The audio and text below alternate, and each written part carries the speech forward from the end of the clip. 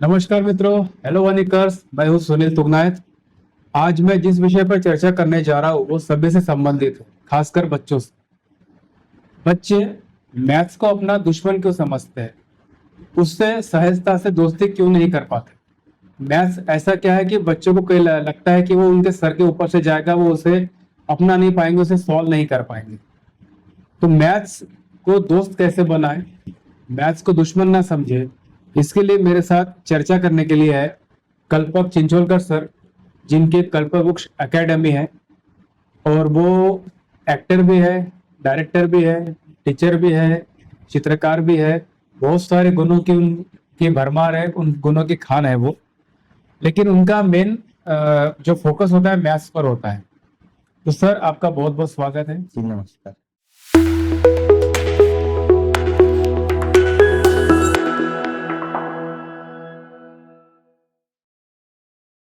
तो मुझे बताइए कि बच्चे मैथ्स को अपना दुश्मन ना समझे और उससे पक्की दोस्ती कर ले, ताकि वो जीवन में आगे बढ़ पाए। मैथ्स का उनका जो साथ है वो लगातार, जैसे दो पक्के दोस्तों का साथ रहता है, वैसे मैथ्स का उनका साथ बना रहे। एक्चुअल में जो बच्चे सोचते हैं कि मैथ सबसे टफ सब्जेक्ट है, ये एक्चुअली मिथ है।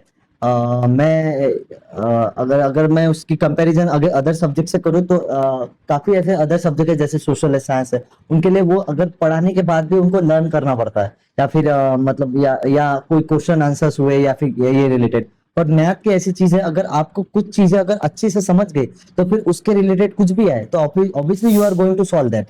सो और रही बात मैथ्स को लेके, तो पर बस यही आप सभी बच्चे ध्यान रखिए, मैथ्स के लिए सबसे इंपॉर्टेंट चीज है प्रैक्टिस, प्रैक्टिस एंड प्रैक्टिस।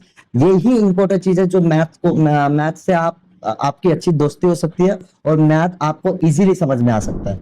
बच्चों ने प्रैक्टिस किस तरह से करनी चाहिए? प्रैक्टिस में क्या करना चाहिए एक्चुअली?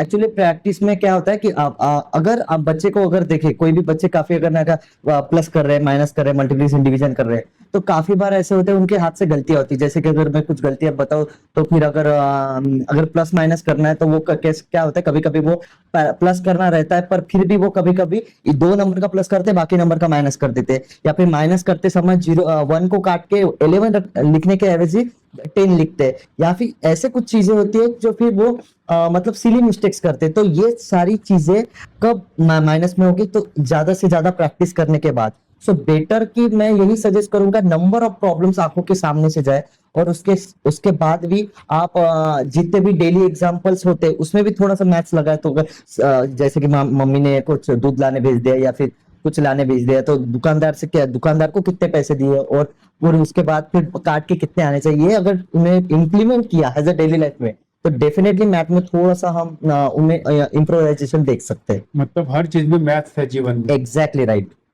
दुकान में जाइए, आप हाँ। कहीं पर जाइए, कोई भाव ताव कीजिए, कुछ भी करिए, तो मैथ्स आपके काम आएगा। मैथ्स को अपनाना बहुत जरूरी है। Yes right. सर, आप कितना भी बच्चों को समझाएं, कितना भी उन्हें कहे कि भाई मैथ से दोस्ती करो, लेकिन इतनी आसानी से बच्चे दोस्ती नहीं करते हैं। उसमें गलतियां करते हैं। यस। कि मैथ से बच्चों से बहुत सारी गलतियां होती हैं, और वो बच्चे गलतियां अपनी कैसे सुधारे और उसका सोल्यूशन क्या है? अच्छा, काफी अच्छा सवाल है। एक्चुअली मैं छोटे बच्चों बच्चों से लेके बड़े बच्चों तक पढ़ाता हूँ, तो मैंने किस प्रकार के मिस्टेक्स बच्चों मैथ्स में करते हैं तो मैं ये देखना चाहूंगा। एक्चुअल में क्या हुआ, काफी ऐसे छोटे बच्चे हैं वो क्या करते हैं, जो भी लेकर कुछ चीजें होती है, जैसे कि मैथ्स में कुछ कैलकुलेशन के रिगार्डिंग हो गया या फिर कुछ वर्ड्स प्रॉब्लम के रिगार्डिंग हो गया, तो सबसे मेन गलती जो थर्ड स्टैंडर्ड से लेके या फिर छोटे बच्चे से लेके बड़े बच्चे तक सबसे बड़ी गलती ये करते, वो दिए गए क्वेश्चन में के जो नंबर्स होते वही आंसर में लिखने के समय में नंबर गलती करते हैं। जैसे कि अगर कोई नंबर है 306, तो डेफिनेटली वो लिखेंगे 309। अगर 3 नंबर का प्लस करना है तो फिर उसके 2 ही नंबर लेंगे, तीसरे को भूल जाएंगे। तो एक्चुअल में चीजें नंबर देख के लिखना, ये सबसे बड़ी इनकी मिस्टेक्स होती है कि वो ठीक से लिख नहीं पाते, तो इनको बार बार पिन करना पड़ता है, नहीं बेटा देखो नंबर ये लिखा है, तुमने ये लिखा है।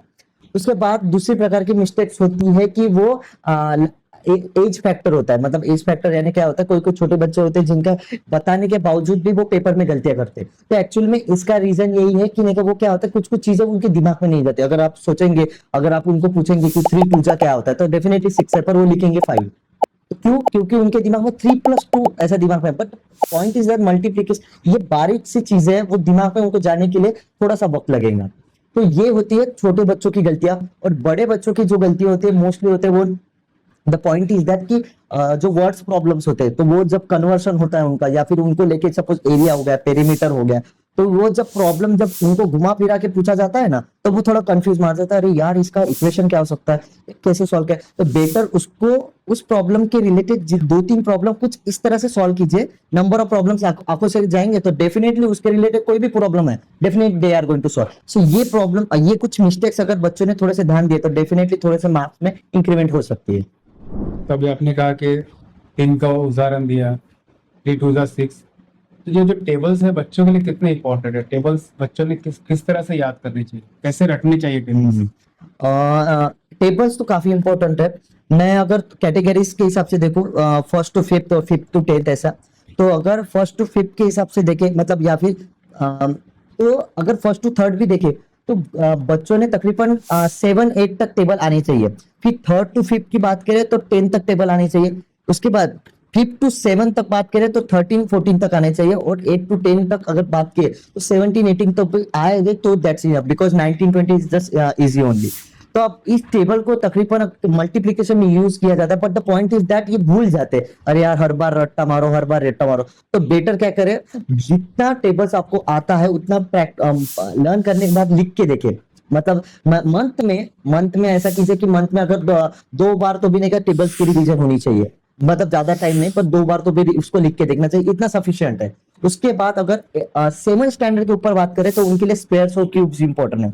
तो स्क्वायर्स मैं सजेस्ट करूंगा कि 1 एक्सेल के 13 तक, 30 तक, और क्यूब जो है सो 1 to 20, ये भी थोड़े से प्रैक्टिस होने चाहिए, क्योंकि काफी ऐसे थ्योरम, पाइथागोरस थ्योरम्स है या फिर कुछ कैलकुलेशंस के पार्ट है जिनमें स्क्वायर्स और क्यूब्स को काफी इंपॉर्टेंट है। तो ये सारी चीजें इंपॉर्टेंट होंगी कि इनको भी थोड़ा सा एक लॉजिक बेसिक से, या फिर कुछ नंबर्स को थोड़ा सा बार बार देखे, जैसे चार्ट्स बना के घर पे लगा सकते हैं। तो इससे अगर डेली वो नंबर्स आंखों के सामने आएंगे तो डेफिनेटली वो लर्न हो जाएंगे। नंबर्स का आंखों के सामने रहना बहुत आवश्यक है। जरूरी है। नंबर्स तो ठीक है, लेकिन जो मैथ्स की जो जान होते हैं, फार्मूला है, थ्योरम है, इक्वेशंस है, इनको कैसे मैनेज करें, इनको बच्चे कैसे याद रखें? क्योंकि यहीं पर बच्चे मोस्टली गलती करते हैं। हाँ। फार्मूला याद नहीं रहा, इस वजह से मेरा गणित गलत हो, ये क्या होता है? काफी अच्छा सवाल है। एक्चुअली जैसा बच्चा 7 में इंटर होता है तो उसका पाला पड़ता है फार्मूलेस पे, एरिया का हो गया या फिर पेरीमीटर होगा या फिर काफी ऐसे सॉलिड शेप्स होते हैं उसके लिए। तो मैं जेन्युइनली मैं सभी स्टूडेंट से बोलना चाहूंगा, कभी भी फॉर्मूले लर्न ना कीजिए। अगर आप करेंगे, हाँ इसका लर्न करेंगे, और अब ठीक है मान लेते प्रैक्टिस करेंगे, लिख के देखूंगा, मैं लिख के देखूंगा, वो ऐसा भी कोई फायदा नहीं। लिख के देखने से ये जैसा रट्टा मारने जैसे हो गया। So better short but sweet क्या हो सकता है, तो बेटर की फॉर्मूलों को लॉजिक के हिसाब से डेवलप कीजिए। अब इसका मतलब कैसा है, जैसे कि पाइथागोरस थ्योरम है, पाइथागोरस थ्योरम ये राइट एंगल ट्रायंगल के लिए अप्लाई होता है। अब राइट एंगल ट्रायंगल के लिए हमें पता है कि 2 साइड्स होते हैं, उन दोनों का स्क्वायर करके प्लस करना होता है, और हाइपोटेनस का स्क्वायर होता है। तो इसको फिर कैसे याद रखे, तो फिर ऐसा कुछ लॉजिक, अरे पता है क्या, एक 2 सीढ़ियां है, घसरगुंडी है ना, घसरगुंडी को अपन हाइपोटेनस बोलेंगे। अब घसरगुंडी है, उसको नहीं घर के बाहर रखेंगे, और देखा बीच वाला जो 2 साइड है ना, इनकी देखा दोस्ती होती है तो इनका प्लस करेंगे। तो ये जो लॉजिक्स बिल्डअप होते हैं ना, तो बच्चों के दिमाग में आता, अरे हाँ यार इनका प्लस, वो दोस्ती होते हैं प्लस, हाँ घसरगुंडी को बाहर मतलब इक्वल टू के बाहर हाइपोटेनस, या so they develop the hypotenuse formula in the logical way. थोड़ा कॉमिक से टच दिए, या फिर कुछ अदर फार्मूलेस भी होते हैं कि suppose a + b whole square equal to a² + twice ab + b²। अब क्या करें,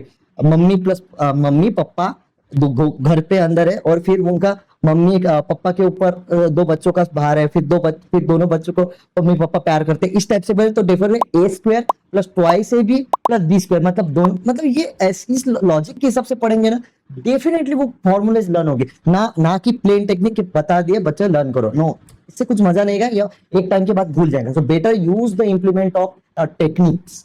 ये टेक्निक्स जो है आप कितनी इम्प्लीमेंट करते हैं बच्चों को, जैसे आप खुद पढ़ाते हो, तो बच्चों को आप इसी तरह से समझाते हो कि अलग अलग एग्जाम्पल आप एक ही मतलब एक ही फार्मूले के लिए अलग अलग एग्जाम्पल आप यूज करते हो? नहीं नहीं, एक हर एक फॉर्मूले का अलग अलग एग्जांपल यूज करता हूँ, क्योंकि अगर एक ही फॉर्मूले अगर फॉर्मूले से डिफरेंट है, एक ही एग्जांपल में यूज करूंगा, डेफिनेटली फिर वो कंफ्यूज हो जाएगा, इसके लिए क्या बोला उसके लिए क्या बोला। तो बेटर कि पहले तो चैप्टर पढ़ाते समय ही पहले ये बता दीजिए कि इस चीज में चैप्टर्स में क्या क्या आने वाला है, किस किस चीजों से पाला पड़ने वाला, तो फिर बच्चा उस चीज के लिए रेडी रहता है कि एक्चुअल में पढ़ना क्या है। उसके बाद हमने क्या बता सकते हैं कि हाँ इस चैप्टर में ये फॉर्मूले, इसके लिए हम ऐसे टेक्निक्स यूज करेंगे, इस चैप्टर के लिए ऐसे, सपोज एरिया रहे तो बेटर की उस चीज को थोड़ा सा बता, भैया आप गार्डन में घूम रहे हो, उसके चक्कर काट रहे हो, दैट इज द पेरीमीटर, अंदर की जो घास है भैया जो उग रहे हैं उसको बोलेंगे एरिया, तो उसका वो, तो ये सारी चीजें इंप्लीमेंट करते टाइम वो बच्चों को डेफिनेटली समझ में आ जाएगी। मतलब रोजमर्रा की चीजों से बच्चों को नॉलेज दिया जा सकता एग्जैक्टली है और उनको जो एक्सपेरिमेंट है वो खुद करने दिया है। या